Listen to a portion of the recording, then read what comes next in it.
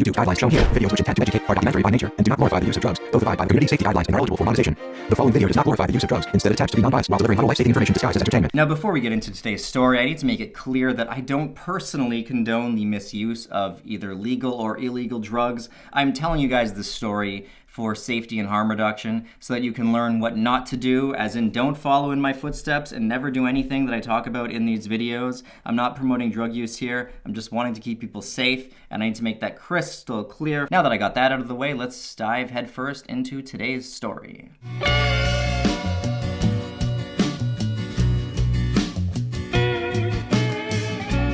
It was just a regular Saturday night. I was hanging out with my housemates, Aaron and Trevor. We lived right across from the University Unitec in New Zealand, and my partner Jasmine was at work for the evening. Now, Trevor was throwing a bit of a get-together. He worked as an arborist, and I'm not sure what that has to do with anything, but he had a lot of interesting friends. He was kind of like, I guess the best way to describe him would be a playboy.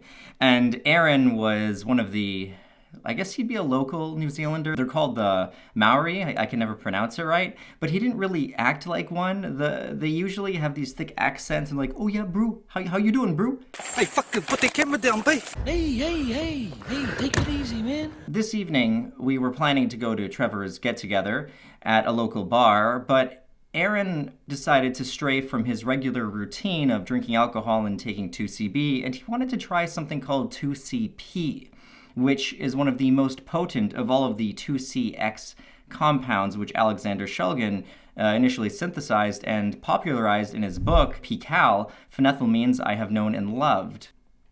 Now, on Psychonaut Wiki, they describe 2CP as the most similar to LSD out of all of his creations, in the sense that it's the most visual, it can take you the deepest, and it does have some potential for mystical experience. Now, on the downside, 2CP is also one of the most potent. An overdose is described as 12 milligrams and over, and an average dose is anywhere from 5 to 10 milligrams. Now, 5 to 10 is an abysmal amount. Most scales, even ones that go 3 zeros past the decimal, will not accurately weigh out anything less than, I don't know, maybe 30 to 50 milligrams. To weigh these doses accurately, what you have to do is something called volumetric doses, where you would say weigh 100 milligrams and then you drop that into a cup of water, which was measured at maybe 100 milliliters of water. So then you would know every milliliter of water had about 1 milligram of your compound, and you could dose that with something like an eyedropper. Now, I did tell Aaron about this prior to dosing, and I told him how dangerous it could be if you accidentally took too much 2CP. I mean, the difference between 10 and 12 is quite slim. Now, to be fair, I think most people consider 14 to be an overdose, but once you go past 10, you're just in some, those are harsh waters, man.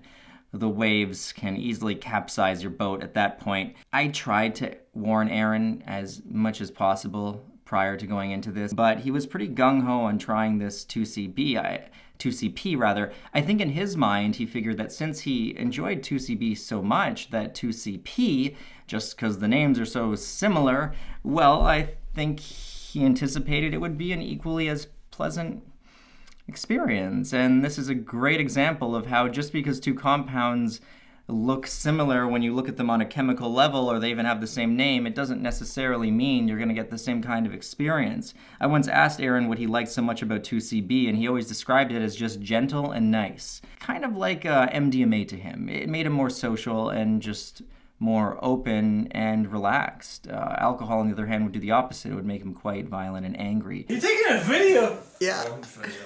Please explain what just happened. Why did you run away, Aaron? After you drank all my alcohol, you just run away. I don't like the camera, man. Very simple. Why don't you like the camera? Go camera. Why don't you like the camera? Camera's gonna light up. Put this shit away. Hey, you're enjoying a night off my dollar, so you sit back, and I'm gonna own you right now. Sit back. I'm gonna own you right now. So whenever he'd be in that angry alcohol state, he'd take some 2CB, and it would usually just, be like his little calm down pill and the highlight of his evening. It's also fair to say that he wasn't just taking the 2CP on his own. He definitely was drunk. I can't tell you how much he drank because he'd often just shut his door and just get drunk in his room. Fast forwarding several years, he has told me now that he doesn't drink at all and that after DMT it changed his life. He's not an alcoholic and he turned everything around, which is awesome. I'm not trying to make you look bad in this video. I'm just explaining the story from my perspective. Anyway, you want to make sure that you dose in the comfort of your home or somewhere that's familiar to you. You definitely don't want to be coming up in a bar around strangers who are drunk and loud, and yeah. Now, I also wasn't the best trip sitter because there's no way in hell I was going to waste my Saturday on nothing. I worked full-time at a bank during this period, and I really valued my weekends, and this is when I was doing my most psychedelic exploration. So I wasn't about to take 2CP with him. That's actually one of the compounds that I never tried because it just intimidated me a little too much, especially with the dosing. I was always frightened that I was going to mess up. So I decided to be on 2CB, and I took a pretty hefty dose. I think I was on about 35 milligrams, which at the time was the highest dose of 2CB I'd ever attempted. Now, we took the compound prior to leaving the house, right before we got in the taxi, with the plan to come up at the bar while we were meeting Trevor's friends. Now, Trevor wasn't into drugs. We tried to talk to him about them, but he just wasn't having any of it. He was like the classic bro, is a nice way of putting it. I'm not trying to shit on Trevor. He just kind of turned on us at one point, but that's another story for another time. We got in the cab. We were all feeling good. We weren't really feeling the effects yet. I hadn't drank any alcohol or anything. I was thinking that I was going to be taking care of Aaron, but I also kind of hoped for the best just because I had actually never seen anyone try 2CP before, so I really didn't even know myself what the effects were going to be like. We got to the bar, and there was a nice patio, and I remember sitting out there and just not really feeling the most social. 2CB came on pretty fast. Drugs used to hit me way quicker than everyone else. If you have a fast metabolism or if you're just sensitive in general, the come up tends to come on a lot sooner than most people. Meaning after our 20-minute cab ride, I was already on the up and up. And I remember very vividly sitting at a picnic table on the patio. Aaron was sitting beside me, and Trevor had gone in to go and say hi to all his buddies, looking at just the wood grains, and I could see just the grain kind of doing the rivery, flowy motion, and I wasn't really feeling any anxiety or fear at all. I felt good. 2CB was always a mixed bag for me. It was like half the time I'd reach in and I'd pull out a decent experience, and the other half of the time I'd reach in and I'd pull out some paranoia. I often would feel frightened of my physical safety on 2CB. I don't know. It's just something about how it made my body feel. If you were to compare it to LSD, 2CB is like the body sensations times 4. The pins and needles effect can get so intense, it almost feels numbing, especially at the high doses. At least that's how it felt for me. Fortunately, this time, I wasn't really getting much of that. There were some negative effects that came later in the trip, which I'll get into as we get there. So anyway, I'm just sitting there watching the picnic table. I don't think Aaron was really feeling much at this point. I was definitely starting to trip pretty hard. We decided to go in and try to buy a beer and try to socialize with Trevor and his gang.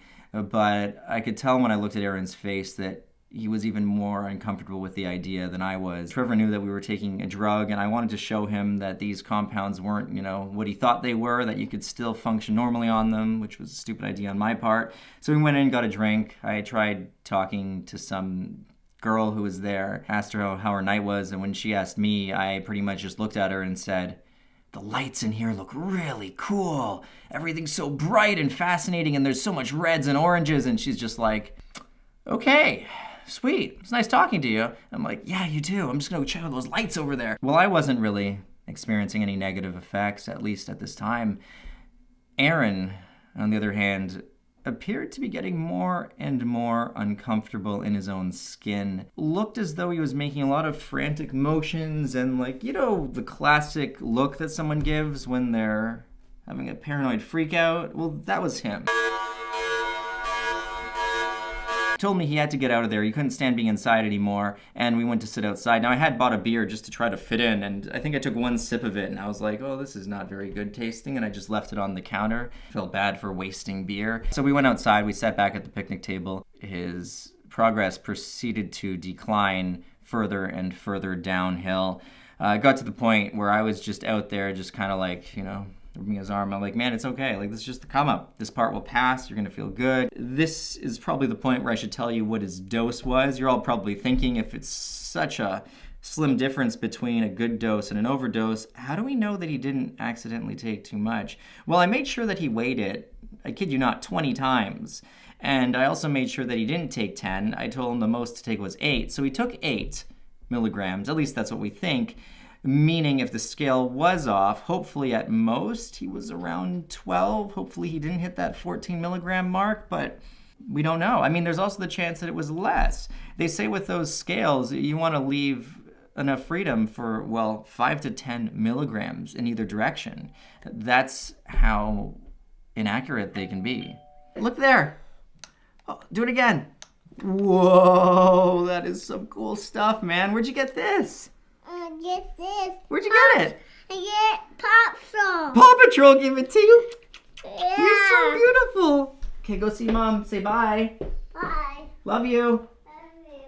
So Aaron's freaking out, and I told him, look, we can go and find Jasmine, and if that might make you feel better. I thought that maybe all I need to do is just walk. Sometimes when you're freaking out on a psychedelic, especially during the come-up, just walking helps. But to you at the time, the thought of walking may not seem that pleasant, or it might not even be rational as a viable way to shift your mood. But even in real life, I find if you're kind of stuck and you can't get out of your own head, going for a walk works great. So on a psychedelic, it works even better. So I took his hand. I said, you know what, fuck Trevor's party, or his get-together. He'll understand. Let's just get out of here. He clearly didn't even really care to hang out with us anyway. I took Aaron's hand. I said, we're going to go and walk to where Jasmine works. Now, I put it in my phone, had the Samsung Galaxy 4 at this point when that thing was brand new, and I remember putting in the directions, and yeah, that was, thank goodness for the phone, because if it wasn't for that, there's no way in hell I knew where we were going. The phone said that it was going to be about an hour and 10-minute walk. Now, anyone who's taken a psychedelic knows an hour and 10 minutes, especially as you're peaking, doesn't feel like an hour and 10 minutes. It feels like a day and 10 hours. Time is stretched out. Sometimes a minute can feel like an eternity, so let's just, put that in your pipe and smoke it. So we're walking, and I've never been down any of these streets before. We realistically should have called a cab, but I was pretty broke at this point, and I think he was even more broke than me, so that just was off the table. I just knew that my safe spot was with Jasmine, so I figured if we're around her, maybe she can help him calm down as well, because I wasn't being of any service to the guy. I mean, I'm tripping pretty hard. I'm getting some good visuals. I wasn't really having any kind of mystical experiences, though, because 2CB's never really done that for me. It helps me look at myself and, pinpoint problems that I need to fix in my life, but it's never done the mystical thing or brought me face to face with alien beings like other compounds have.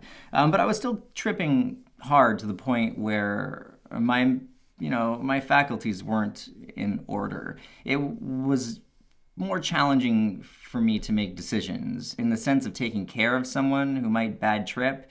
Yeah, I knew that wasn't going to be good. And I knew that if he got worse, if he started panicking more, there's the chance that his panic is going to spill over into my experience. And if we were both in that panic mode together, well, that's a recipe for a hospital visit, which I wasn't intending on doing this evening. So we walked, and I remember Aaron and I were we were trying to chat, just talk casually. I just kept trying to distract him from his thoughts, and I was just talking about God knows what.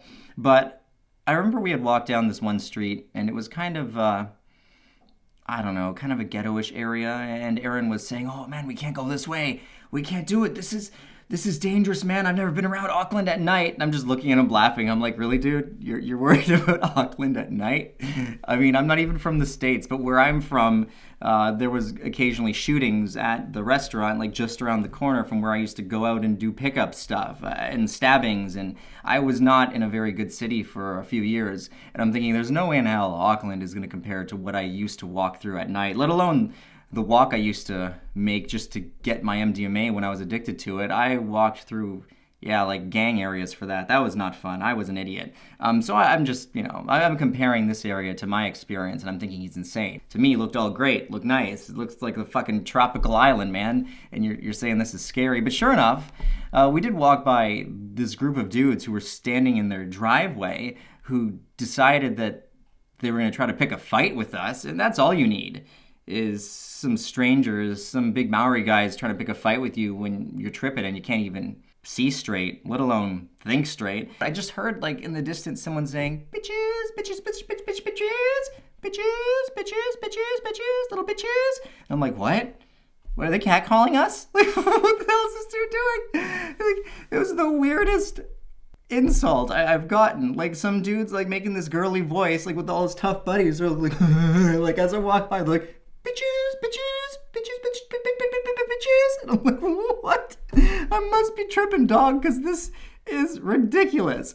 And it's freaking out. He's like, don't stop, man. Just ignore. Keep walking. They're gonna kill us. I'm like, Aaron, they're not gonna kill us. Like, I don't even know what the fuck that is. Like, what is he? Calling for birds? I don't get it. And he's like, just like, Aaron's more scared than I am. I'm just like, okay, well, yeah, I'm not gonna let this affect me. What am I gonna do? Go over there and be like, who you calling bitches? Bitch, bitch, bitch, bitch, bitch, bitch, boy, you're the bitch now. Like, what am I gonna do? Hey, man, I'm on 2CB. I can break through walls with my nose. My eyes shoot laser beams. I'm invincible now. You could throw me into a car and I would just bounce off and get right back up like those motherfuckers on PCP like you see in the movies. I don't know. I'm just being stupid now. So yeah, we just kept walking. I just thought it was hilarious. And finally, we arrived at Jasmine's place of employment, which happened to be a really, really big bar at the harbor. Like, not a little place, like massive patio, lineups to get in. Luckily, the bouncer knew me as Jasmine's crazy boyfriend who sometimes shows up crying because he's just so fucked. And I went inside, like, you know, got to bypass the line, patted me down, took Aaron with me. And I knew that, you know, Jasmine was getting off in like 5 minutes, luckily. So I figured she could help us and drive us all back home so we could tuck Aaron in his bed and reassure him that he's going to be okay. And I also needed Jasmine to, you know, check his pulse accurately and make sure that he was physically okay because of what he'd taken. I didn't even know if there was actual reason for concern or if he was just freaking out because he was confused, because he was bad tripping. I had no idea. Unfortunately, things continued to spin downwards. So anyway, so we get into the bar. I find her outside, and she was talking to this older woman with gray hair and glasses, I believe. No, black hair and glasses. And she seemed really nasty. So I went up to Jasmine. I pulled her aside. I was like, I need to talk to you. Aaron, tonight, ingested some 2CP, and he's freaking out. Now, keep in mind, Jasmine was not fond of Aaron at all. She really didn't like him. And she's like, oh, is that so, huh? And I'm like, and I'm on a pretty hefty dose of 2CB, so we kind of need your help. His state is starting to spill over into my state, and I just need you to come and check him out. And pretty much I need you to take us home because he's freaking out, and I'm worried about him. I don't want him to do something stupid because, yeah, who knows what he's capable of. Now, this woman just really didn't like me because she kept saying to Jasmine, oh, you gotta stay, you're off work now. I think this was someone she worked with. She's like, yeah, stay longer. I got us all drinks, come sit down, tell your boyfriend and his friend to come sit down. And I was just like, oh, no, I'm sorry, we have to go. And she just kind of lost it on me. She was basically telling me that I was the most controlling boyfriend on the planet because I was insisting that she go. And she was fighting for Jasmine, saying that she had to stay and not to put up with my shit and to just like make me wait for her and not let me ruin her night. I just flat out said to her, I said, look, do you see my friend over there who looks like he should be on a spaceship?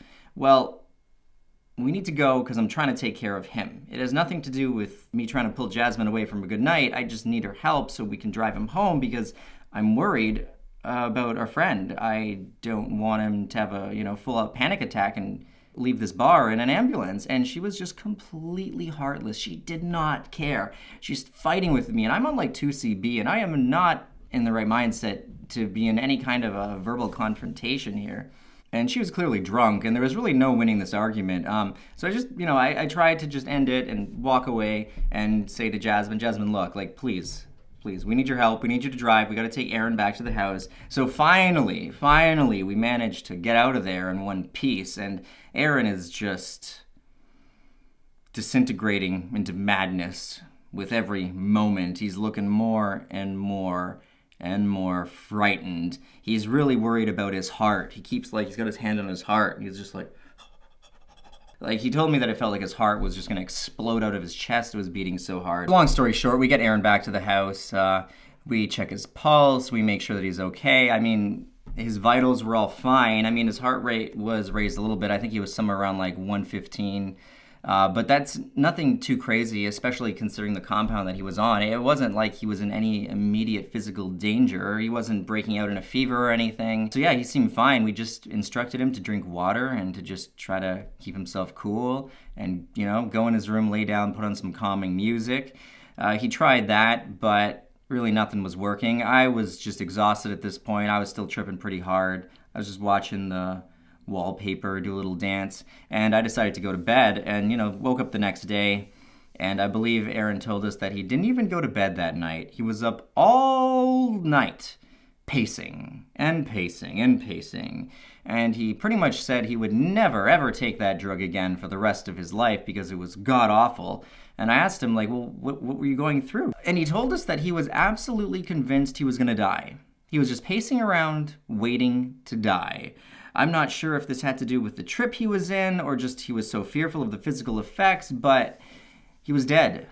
I'm not sure if he explained it as close to an ego death, but he died that night, and he learned his lesson. You know all that shit about a bad trip actually is a good trip in disguise? I think that's what this was for him. I'm not sure how his visuals were or if he really got anything else out of it except for fear, but on another occasion, my friend Chris tried 2CP, and he explained it as when you take acid, you know, and the visuals start doing this like wavy thing where they're kind of like moving and then they shrink back down. He said on 2CP, instead of waving back, it was just swirling. So the entire world was just going... Now, Chris had taken like 12 or so milligrams because Chris is a beast, meaning he got a lot more visual effects than Aaron did. So there was potential with this compound, but when you just look at how close the average dose is to overdose and that you can die from it, this is on my list of drugs that I just would never take. I would only consume things that I knew were physically safe or which could be taken in a physically safe way. And after this, Aaron definitely just stuck to things like 2CB and LSD and DMT, I believe. To quickly summarize this video, what I would say the key takeaways are is to never ever try a new substance that you have not researched. Because you need to know what to expect in order to anticipate, well, you know, the different physiological effects or psychedelic effects, and also to never take a new compound, obviously out in public, in a dangerous area. I mean, I would hardly call that area we were in dangerous, at least not like our lives were at risk of being taken from us, but mentally it was a very dangerous area because we had Aaron who was just walking down streets, and when you're on one of these drugs, one street looks like the next street. You can get lost very easily. There's so much that can go wrong if you're alone or, you know, even with another dude and you're both tripping, which we were, which was awful. Luckily, I had my faculties together. I held it together in order to at least get us to where someone who was sober could take care of us, but you know, that's not always the case. I've had nightmare trips. You don't want to trip unless you're in a safe, comfortable environment. You can't control very many aspects of a trip, and the few things you can control are, say, your environment, at least hopefully you can. So you want to handle the stuff that you can have some say over. You always want to have a reason for tripping too, beyond just, it's fun. The famous worst reason that anyone's ever had, which led to a lot of people's nightmare experiences and trauma and pain and regret. Yeah. Don't just do it for fun, guys. These are some very serious tools that must be treated with respect. Don't make those same mistakes that Aaron and me learn from it, man. Be safe with your drug use. Join our Patreon family, link over here. Your support keeps us alive. Thank you, guys. And I will see all of you beautiful, gorgeous, just, mother bitches in the next video. Wink. Do that little sound effect. That ding. Yeah. Love you guys.